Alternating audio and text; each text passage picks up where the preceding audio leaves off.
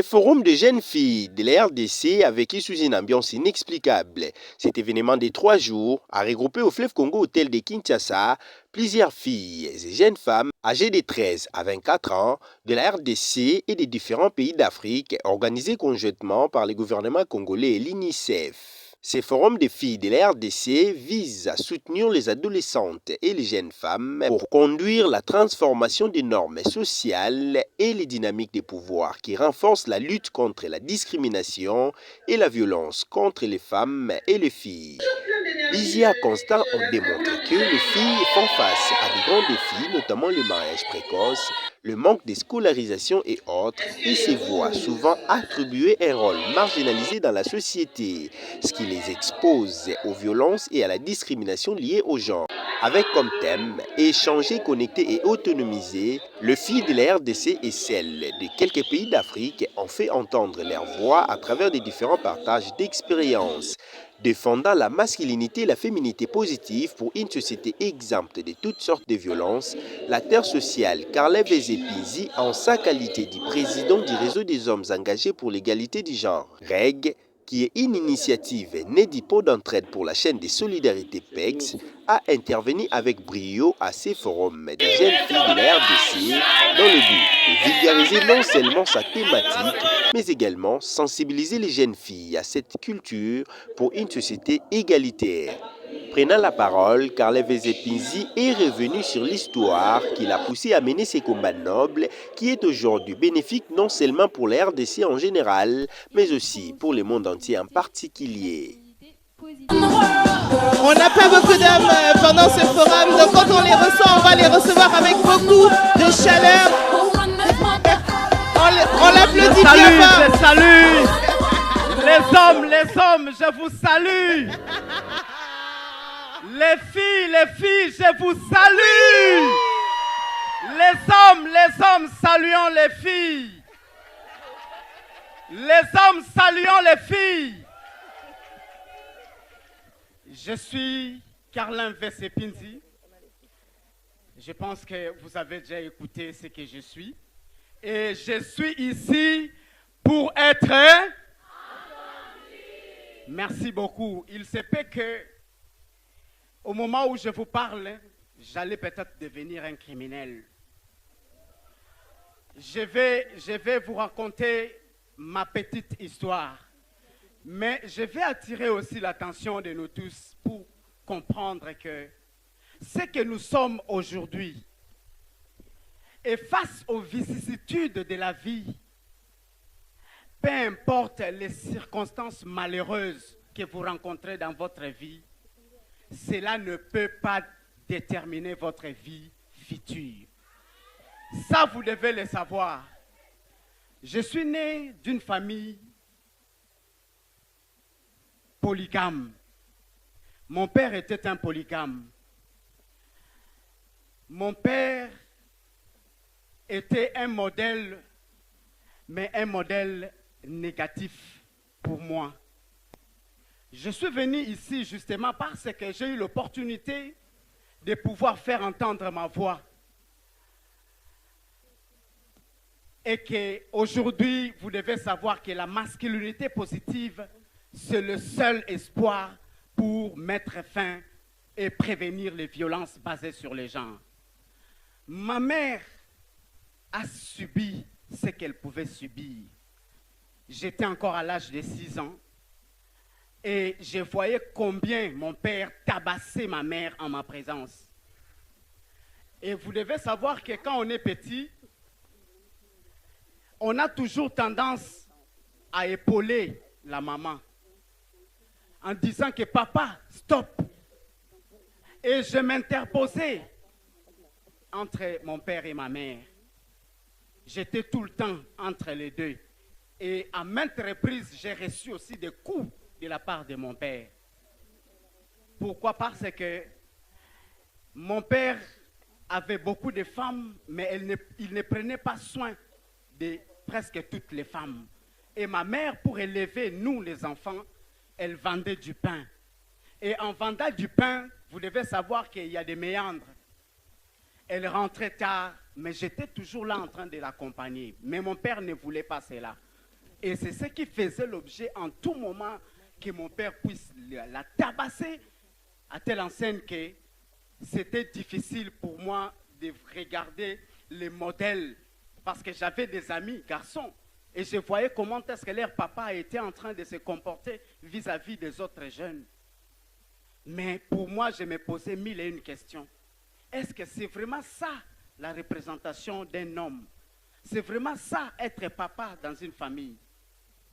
Et vous devez imaginer que nous avons été socialisés dans cet environnement-là où la violence a été vraiment le mode de vie. Plus tard, vous devez savoir que mon père est décédé suite à une bagarre entre mon frère aîné et bien entendu lui, notre papa, paix à son âme. Mais je ne suis pas venu ici pour condamner mon père. Je suis venu ici justement pour dire peut-être mon père est le produit de la socialisation de génération en génération. Et qu'on peut, si aujourd'hui on se décide de briser les cycles de violence, nous pouvons les briser. J'ai eu l'opportunité de faire le travail social, mais aussi dans l'exercice de mon métier en tant que travailleur social, j'ai pu gagner un peu d'argent et je suis arrivé à poursuivre mes études jusqu'à devenir sociologue. Et dans le parcours, j'ai eu l'opportunité d'être formé comme étant formateur des formateurs sur les questions de la masculinité positive. C'est à ce moment-là où je suis arrivé à comprendre quel a été le profil de mon père. Et c'est à ce moment-là où j'ai eu aussi à comprendre que la masculinité ne rime pas avec la violence. Et qu'un homme peut aussi être une fierté dans la famille. Un homme peut être galant. Un homme peut être une prévention naturelle de toutes les formes de violence.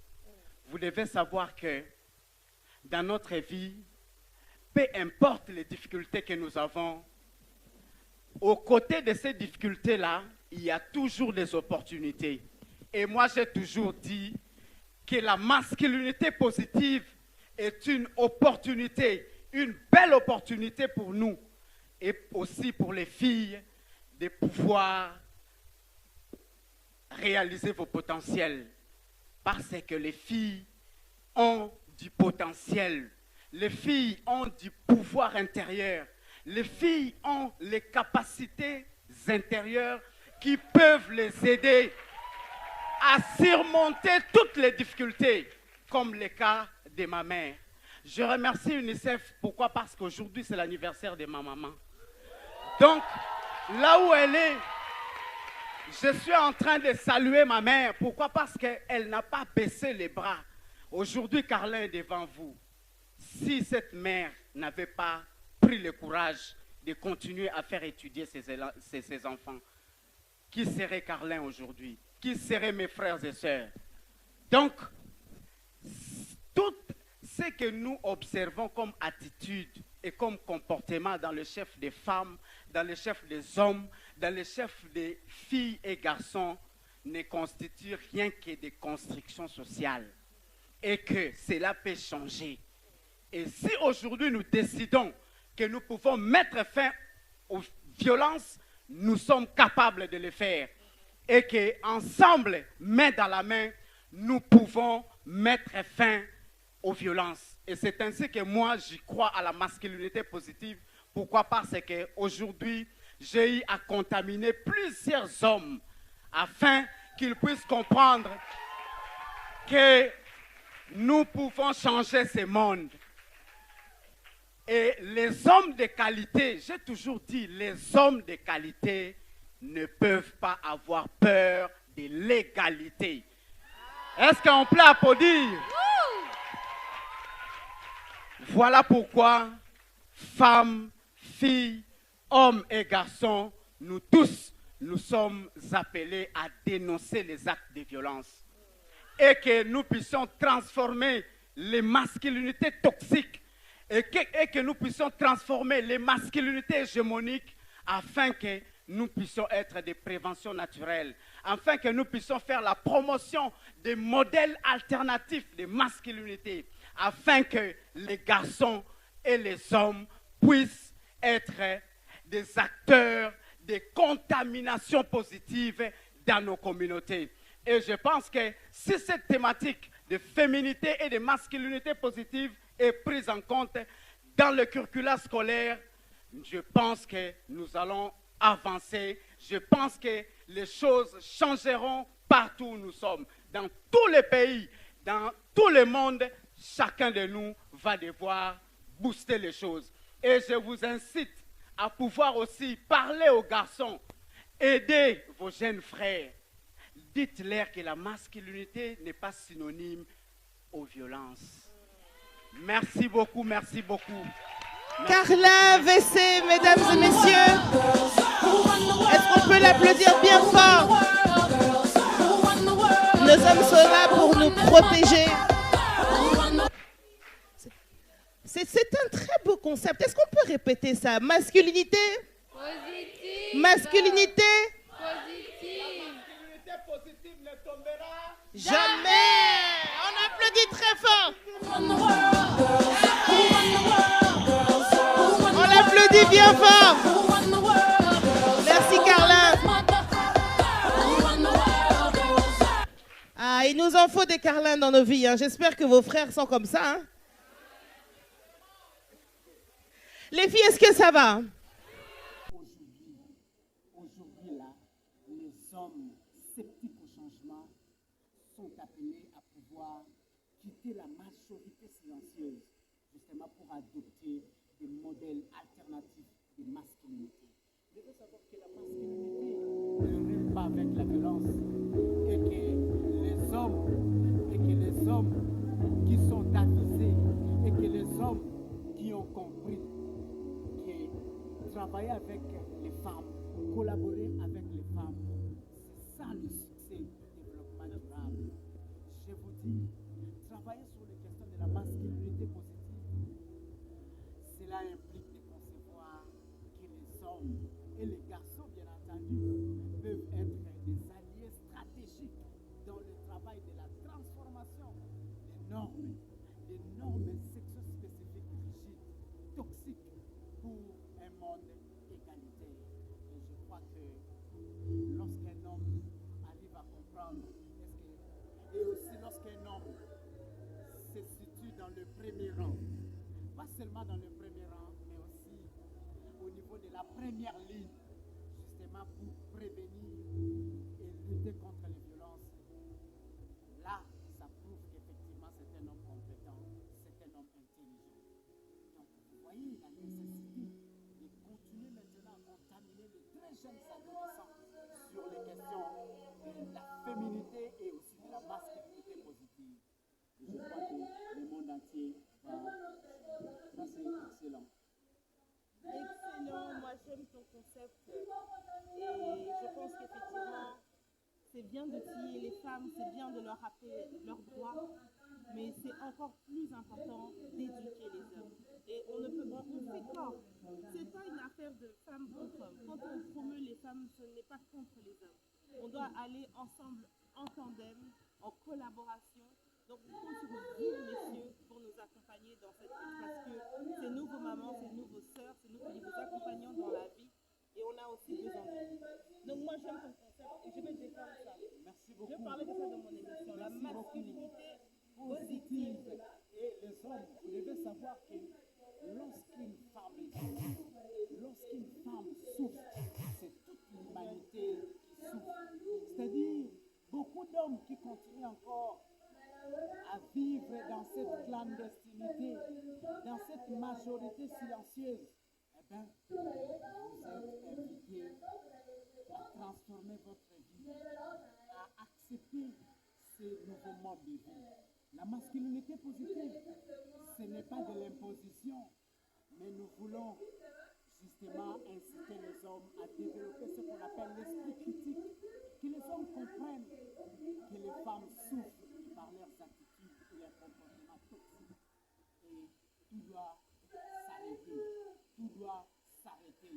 Voilà pourquoi c'est nous les hommes qui sommes appelés à l'avant-plan à dénoncer les actes de violence et chercher à contaminer positivement tous les autres hommes pour que les femmes, les hommes, les filles et les garçons, nous tous, qui sont devenus des winners, des gagnants dans la dynamique de washing, comme nos amis de l'Est ont toujours martelé. Carla Vesepini, l'homme de la masculinité positive, mais aussi l'homme de jeté à noir dans la dynamique de la contamination positive des hommes. Merci, madame. Juste après son discours, Carla Vesepinzi a reçu d'énormes félicitations de la part des participants. Appréciant la thématique, plusieurs participants lui ont promis de l'appeler dans leur pays respectif pour intervenir autour des questions liées à la masculinité-féminité positive. Après avoir profondément touché le cœur des participants, Carla Vesepinzi explique l'importance de son exposé. Je suis Carla Vesepinzi, sociologue et travailleur social de formation. Je travaille au sein du pont d'entraide pour la chaîne de solidarité, PEX en sigle, et je suis passionné sur les questions du genre, féminité et masculinité positive. Aujourd'hui, je suis en honneur. Pourquoi? Parce que je suis un des invités hommes inspirants dans le cadre du forum, la première en RDC organisée par l'UNICEF, où on a réuni 100 filles justement pour aider les filles à pouvoir construire leur identité, de les aider aussi à comprendre la thématique sur les violences, comment prévenir et lutter contre les violences basées sur les genres, mais aussi la dimension de la construction de la résilience par rapport aux jeunes filles. Et je suis venu exactement partager mes expériences pour prouver en face du monde combien la masculinité positive constitue le seul espoir pour prévenir et mettre fin aux violences sous toutes ses dimensions. J'ai partagé mon expérience, mon engagement, quel a été mon motif qui a fait en sorte que je puisse vraiment m'engager dans la lutte contre les violences avec accent sur la promotion des modèles alternatifs de masculinité. Et aujourd'hui, c'était émouvant. Pourquoi? Parce qu'ils ont compris que la masculinité positive, c'est vraiment le seul espoir pour prévenir les violences. La masculinité ne rime pas avec la violence et que les hommes de qualité ne peuvent pas avoir peur de l'égalité. Et c'est dans cette dynamique-là, nous devons partager, nous devons disséminer, nous devons contaminer positivement les autres hommes afin d'aider les hommes qui continuent à demeurer dans ce qu'on appelle la majorité silencieuse face aux violences, et bien de sortir de la clandestinité, de dénoncer les actes de violence afin qu'ils puissent être des préventions naturelles dans le cadre de ce combat. Voilà. La masculinité positive ne tombera jamais. Nous aimerions que de génération en génération, que ces modèles-là de masculinité positive puissent passer de génération en génération et que les hommes puissent faire toujours la promotion des modèles alternatifs de masculinité. Pourquoi? Parce que nous tous, nous sommes égaux et que l'homme ne peut pas être synonyme de violence. L'homme ne peut pas être qualifié comme étant auteur de violence. Et pourtant, l'homme est bon. L'homme naturellement est bon. Voilà pourquoi la masculinité positive, c'est vraiment un mode de vie, un style de vie où les hommes doivent être contaminés afin de pouvoir aussi contaminer les autres hommes d'autres contrées, d'autres pays, d'autres continents. Et c'est ça la lutte, et c'est ça le combat. Et moi, je n'abandonnerai jamais de pouvoir continuer la lutte parce que c'est une forme de contribution, comme disait Albert Einstein. Le vrai homme est celui qui contribue pour sa communauté. Et que les résultats que nous allons produire pour notre communauté, ça doit aider, ça doit aller dans le sens du bien-être des communautés. Nous devons construire des communautés intelligentes, nous devons construire des communautés compétentes, des communautés où il y a la culture de la paix. Et on veut que l'homme puisse être le premier à être au premier rang, le premier à être à la première ligne, justement pour contaminer positivement les autres. Et bien entendu, dans une dynamique de Washindi, c'est-à-dire les femmes et les hommes, nous tous, nous devons devenir des gagnants. Et il ne faudrait pas laisser les femmes, il ne faudrait pas non plus laisser les hommes. Dans le travail de la masculinité positive, cela fait appel au rapport égal-égal. Et c'est ça la promotion. Nous aimerions vraiment que l'égalité des sexes puisse être effective dans cette lutte. Merci.